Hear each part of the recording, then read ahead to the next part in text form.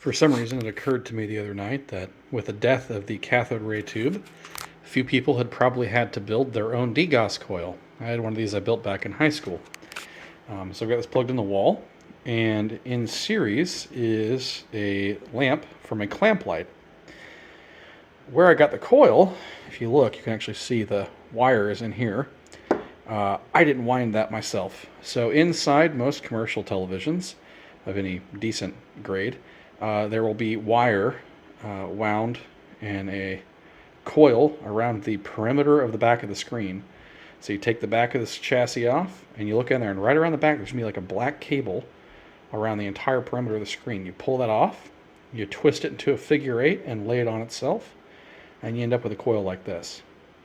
Now it works really well. If I had a CRT sitting here to demonstrate, I would just put any light bulb. This just happens to be the only incandescent I have left. Everything's LED now. Kind of dates this as well. You fire this up, and this acts as a current limiter.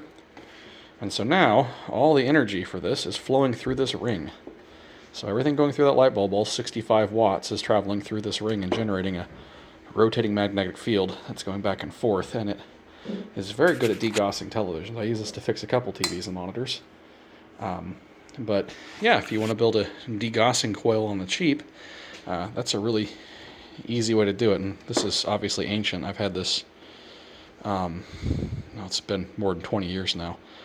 Works great though. So you can take an old TV apart, take that coil off the back, fold it into a figure eight, put it over itself, and then use for current limiting one of these guys. Now, speaking of this mechanism for current limiting is also used by the hillbilly electric fence. Lethal as it is, a terrible idea, but old back 1920s and whatnot, if you need an electric fence, you'd put like a 20 watt or a 15 watt light bulb in series with your fence, and of course it's completely lethal, but it'd knock livestock back.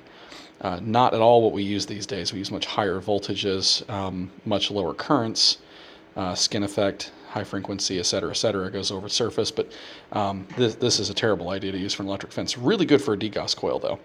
So there's my rambling. You want to make a Degauss coil, yank the Degauss field coil out of an old TV set or monitor, computer monitor as well. Lay it over a figure eight, tape it, connect it up to a power cord, put it in series with a lamp. You're good. Now, they're super cheap now, but if you want to be cheap and build one on your own, back in the day before Amazon even existed, this is a good way to do it.